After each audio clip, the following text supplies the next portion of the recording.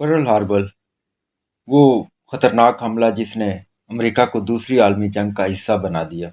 7 दिसंबर 1941 को सुबह 7:55 पर जापानी फ़िज़ाइया के त्यारों ने रियासत हवाई में वाक़या अमरीकी बहरी अड्डे पर्ल हार्बर पर एक खतरनाक हमले का आगाज़ किया।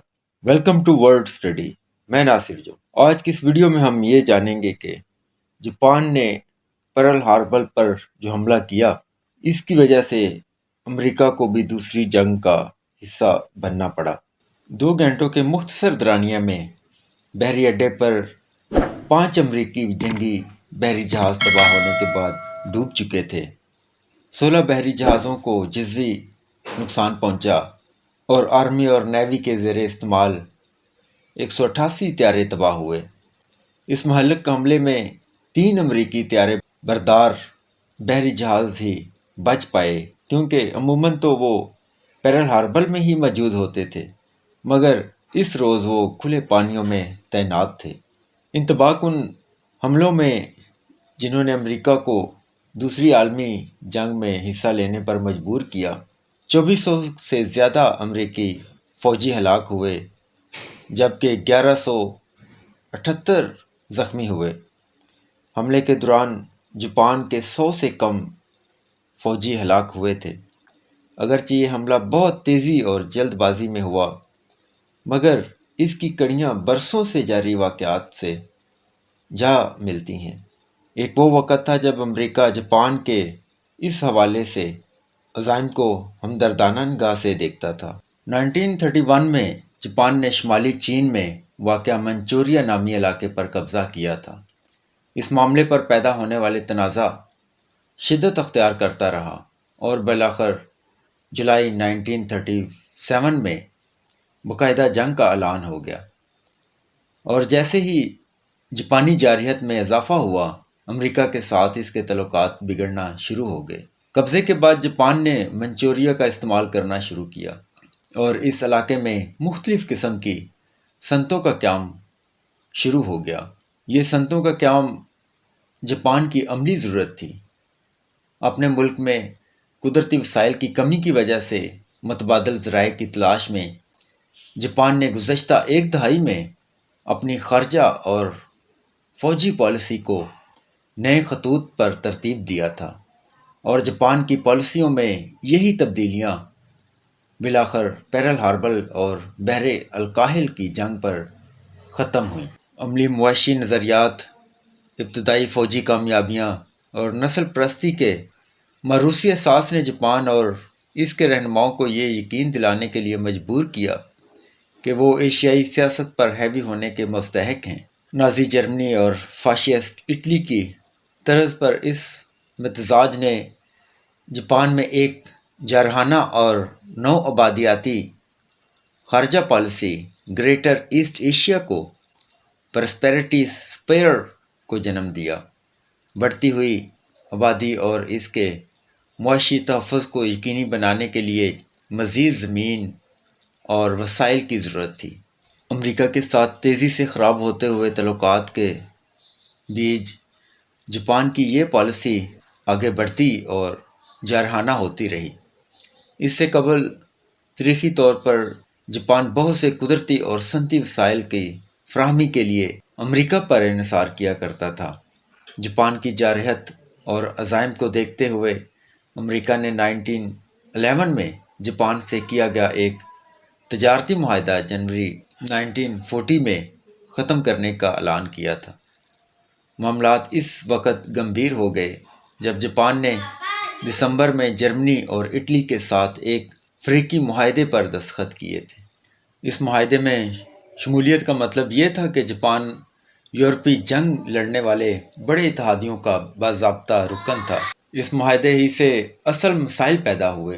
अगरचे एलानिया तौर पर अमेरिका इस वक़्त तक गैर जानबदार था, मगर इसमें कोई शक नहीं था कि अमेरिका की हमदर्दियाँ कहाँ और किसके साथ हैं। सदर फ्रैंकलिन डी रोज़वेल्ट ने पहले ही बरतानिया को लेज़ पर एक मुआहदे के तहत रकम और असला फराहम करके अपनी गैर जानबदारी पर सवालिया निशान डाल दिया था। जापान के افریقی معاہدے کا حصہ بننے کا مطلب یہ تھا کہ جاپان کو وسائل کی فراہمی بلا واسطہ اٹلی اور جرمنی کی مدد کرے گی، اور اس کے بعد جاپان پر مزید پابندیاں عائد کر دی گئیں۔ چین کے ساتھ ایک طویل جنگ میں مصروف جاپان کے لیے یہ سب تباہ کن تھا۔ اپنی بقا کو درپیش خطرات کو سمجھتے ہوئے جاپان مستقل متبادل کی تلاش میں تیزی لایا، اور اس سلسلے میں جاپان کا سب سے واضح اور بڑا ہدف جنوب مشرقی ایشیا بنا، جو معدنیات اور تیل کی دولت سے مالا مال تھا۔ 1940 میں یورپ میں جرمنی کی کامیابی کے نتیجے میں فرانس اور ڈچ نو آبادیاتی یتیم ہو چکی تھی، یعنی ان کا کوئی والی وارث نہ تھا، اور اب یہی نو آبادیاتی کالونیاں جاپانیوں کی توجہ کا مرکز تھیں۔ جولائی 1941 میں فرینچ انڈو چائنا پر قبضہ کرتے ہوئے جاپان کو شاید معلوم تھا کہ جنوب مشرقی ایشیا پر بڑے پیمانے پر حملہ امریکہ کے ساتھ جنگ کا سبب بنے گا۔ اسے فلپائن، برما اور مالیہ جیسے اہم اہداف کو کامیابی کے ساتھ فتح کرنے کے لیے کافی وقت اور حکمت عملی کی ضرورت تھی، اور جاپان کے مطابق پیرل ہاربر ہی پر حملہ واحد طریقہ تھا جس کی مدد سے جاپان اس خطے میں اپنے عزائم میں کامیاب ہو سکتا تھا۔ جاپان توقع کر رہا تھا کہ بحر الکاہل میں امریکی بحری بیڑے کو تباہ کر کے جاپان وہ وقت حاصل کرنے میں کامیاب ہو جائے گا جس کی اسے وسائل پر قابو پانے میں اشد ضرورت تھی۔ امریکہ بالکل تیار نہ تھا۔ حقیقت یہ ہے کہ اس زمانہ میں جنگ کے بڑے پیمانے پر توقع کی جا رہی تھی، مگر سوال یہ تھا کہ اگر جنگ متوقع تھی تو امریکہ کیوں تیار نہ تھا۔ اس جنگ کے دوران گردش میں آنے والی افواہیں آج بھی کہیں نہ کہیں سننے کو مل جاتی ہیں۔ ان تاریخی افواہوں کو تاریخ کے مورخ زندہ رکھے ہوئے ہیں۔ انہی دعووں میں سے ایک یہ ہے کہ در حقیقت صدر روز ویلٹ کا دل جاپان کے ساتھ جنگ کرنے کو مچل رہا تھا، مگر وہ امریکی غیر جانبداری کے اصول کے ہاتھوں مجبور تھے، اور غیر جانبداری کا چوغہ اتار پھینکنے کے لیے انہیں کسی ٹھوس وجہ کی ضرورت تھی۔ لہذا انہی دعووں کے تحت صدر روز ویلٹ پر الزام عائد کیا جاتا ہے کہ انہوں نے جانتے بوجھتے جاپان کی جانب سے پیرل ہاربر پر ہونے والے متوقع بڑے حملے کی خبروں پر کان نہ دھرے، اور دراصل وہ چاہتے تھے کہ جاپان کی جانب سے کچھ ایسا ہو کہ انہیں امریکہ کو جنگ میں شمولیت کی وجہ مل جائے۔ 1941 میں امریکہ جنگ کے لیے تیار نہیں تھا۔ برطانیہ اور روس کے ساتھ مل کر امریکی افواج ہتھیاروں کی تلاش میں لگی ہوئی تھی، اور روز ویلٹ کو معلوم تھا کہ انہیں امریکہ کی فوجی صلاحیت میں اضافے کے لیے مزید وقت کی ضرورت ہے، مگر اگر جنگ چھڑ جاتی ہے تو روز ویلٹ چاہتے تھے کہ تاریخ میں جاپان کو ایک حملہ آور کے طور پر دیکھا جائے، لیکن اس کے حوالے سے روز ویلٹ کو کوئی جلدی نہیں تھی۔ اس کے علاوہ امریکہ جاپان سے زیادہ جرمنی کو اپنا بڑا دشمن سمجھتا تھا۔ روز ویلٹ نے پہلے ہی غیر جانبداری کے اصول کو آخری حد تک لے گئے جب انہوں نے بحر اوقیانوس میں سفر کرتے ہوئے قافلوں کی حفاظت کے لیے جنگی بحری جہاز تعینات کرنا شروع کیے۔ جرمنی کے ساتھ جنگ کسی بھی وقت شروع ہو سکتی تھی، تو پھر ایسے موقع پر جاپان کے ساتھ دوسرا مقابلہ کرنے کا انتخاب کیوں کیا جائے؟ اگرچہ ایسا ڈھونڈ نکالنا مشکل ہے، مگر دستیاب تھوڑے بہت شواہد کا جائزہ لیا جائے تو ایسا معلوم ہوتا ہے جیسے پچھلی غلطیوں پر پردہ ڈالا گیا ہو۔ اصل جرم ایک بہت بڑے پیمانے پر نااہلی تھا۔ بہرحال امریکہ نے جاپان کے سفارتی رابطوں کو توڑ دیا تھا، اور بعض اوقات جاپان کی جانب سے بھیجے جانے والے یا موصول ہونے والے پیغامات خود جاپانیوں کی نسبت پہلے امریکہ کو موصول ہو جاتے تھے۔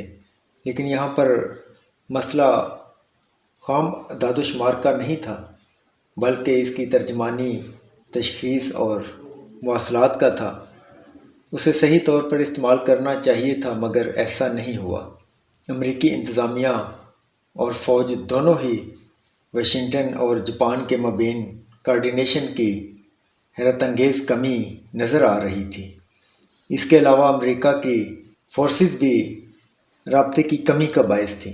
جاپانی پیغامات کو امریکہ کی بری فوج اور بحریہ نے متبادل دنوں میں ڈی کوڈ کیا تھا، اور اکثر ایک سروس حاصل ہونے والی نئی انٹیلیجنس رپورٹ دوسری سروس کو مناسب طریقے سے بھیجنے میں ناکام رہی تھی۔ اور یہ صرف کوڈز نہیں تھے۔ حملے کے دن جاپانی طیاروں کو امریکی ریڈار نے دیکھ لیا تھا، مگر کوئی کارروائی نہیں کی گئی، کیونکہ یہ فرض کیا گیا تھا کہ وہ دراصل امریکہ ہی کے B-17 بمباری طیاروں کی پروازیں تھیں۔ ایسا نہیں ہے کہ امریکہ کو آگاہی نہیں ملی تھی۔ جنوری 1941 میں ٹوکیو میں امریکی سفیر نے انٹیلیجنس رپورٹ دی تھی کہ جاپان اس حملے کی منصوبہ بندی کر رہا ہے، مگر اس رپورٹ کو نظر انداز کیا گیا۔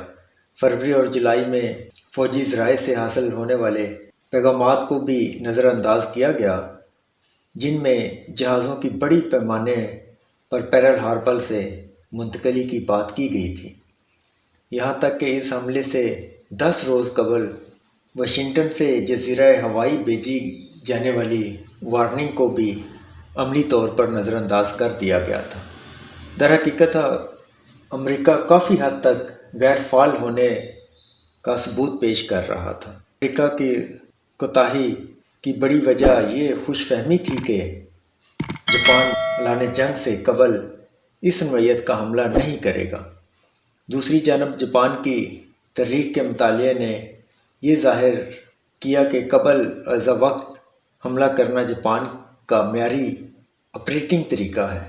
جاپان کیا کر سکتا ہے، اس پر توجہ دینے کی بجائے امریکہ صرف یہ اندازہ لگاتا رہا کہ جاپان کیا کرے گا، اور پھر ثابت ہوا کہ امریکہ نے غلط اندازہ لگایا تھا۔ اب آخر میں اس جنگ کا نتیجہ ہم دیکھتے ہیں۔ اگر پیرل ہاربر پر حملے نے بحر الکاہل کی جنگ کا آغاز کیا، ایک ایسی جنگ جس کے نتیجے میں جاپان بری طرح ہارا، مگر بذات خود پیرل ہاربر کا حملہ کوئی ناکامی نہیں تھا۔ جاپانی بحر الکاہل میں امریکی بیڑے کو تباہ و برباد کرنا چاہتے تھے تاکہ انہیں جنوب مشرقی ایشیا پر حملہ کرنے کے لیے مناسب وقت میسر ہو سکے۔ اس منصوبے میں کامیابی بھی ہوئی، اور جون 1942 تک جاپان ہر مقابلہ جیت چکا تھا۔ اس وقت تک اس نے منچوریا سے لے کر مشرقی انڈیاز تک اور بحر الکاہل سے انڈیا کی سرحدوں تک قبضہ کر لیا تھا۔ در حقیقت پیرل ہاربر پر حملے نے جاپان کو ایسا کرنے کا موقع اور وقت فراہم کیا تھا، تاہم جاپانی حملے کی بنیادی مسئلہ منصوبہ بندی تھا۔ اگر جاپان نے بحری بیڑے سے آگے حملے کرنے پر توجہ مرکوز کی ہوتی اور ساحل پر اہم جگہ اور تیل کے ذخیروں کو نشانہ بنایا ہوتا، تو وہ امریکہ کا اس سے کہیں زیادہ اور دیرپا نقصان کر سکتا تھا۔ 7 دسمبر کے حملے میں تباہ ہونے والے بحری جہازوں میں سے صرف 3 ہی ایسے جہاز تھے جو اس حد تک تباہ ہو چکے تھے کہ انہیں دوبارہ مرمت نہیں کیا جا سکتا تھا۔ پیرل ہاربر پر ابتدائی حملے کے بعد جاپان نے امریکہ کو یہ موقع فراہم کیا کہ وہ اپنے بحری بیڑوں کو دوبارہ تعمیر کرے اور بالکل نئے انداز سے لڑائی میں حصہ لے۔ اس سے بھی برا یہ ہوا کہ اس موقع پر منصوبے کے مطابق امریکہ کے حوصلے مکمل طور پر پست کرنے کی بجائے جاپان نے امریکہ کو وہ موقع فراہم کیا جس نے امریکی عوام کو صدر روز ویلٹ کی پشت پر کھڑے ہو کر جنگ کرنے میں متحد کر دیا تھا۔ جاپان کی جانب سے اس حملے کے باوجود جنگ کا اعلان نہ کرنے پر امریکیوں کو غصہ آیا۔ چھپ کر کرنے والے اس حملے نے جنگ لڑنے کے امریکی عزائم کو ہوا دی۔ پرل ہاربر اور جنوب مشرقی ایشیا پر حملوں کے ذریعے جاپان نے اپنی بہترین کارکردگی کا مظاہرہ کیا اور یہ ظاہر کیا کہ جاپان بڑے حملوں کی صلاحیت رکھتا ہے، مگر دوسری جانب یہ حملے بہرحال حکمت عملی کے لحاظ سے جاپان کے لیے تباہ کن تھے۔ اس حملے نے جاپان کو اس قابل نہ چھوڑا کہ وہ مستقبل میں دوبارہ کبھی ایسا کرنے کا منصوبہ بندی کرے۔ اس حملے نے اگرچہ جاپان کو وقتی طور پر وہ سپیس فراہم کی جو وہ حاصل کرنا چاہتا تھا، مگر دوسری جانب وہ برطانیہ اور امریکہ کے سامنے مد مقابل کے طور پر بھی آ گیا تھا۔ اس طرح کے جذبات کو دعوت دینا بہادری، امید پرستی اور ممکن طور پر پاگل پن کا نتیجہ تھا۔ بالآخر جاپان ہار گیا۔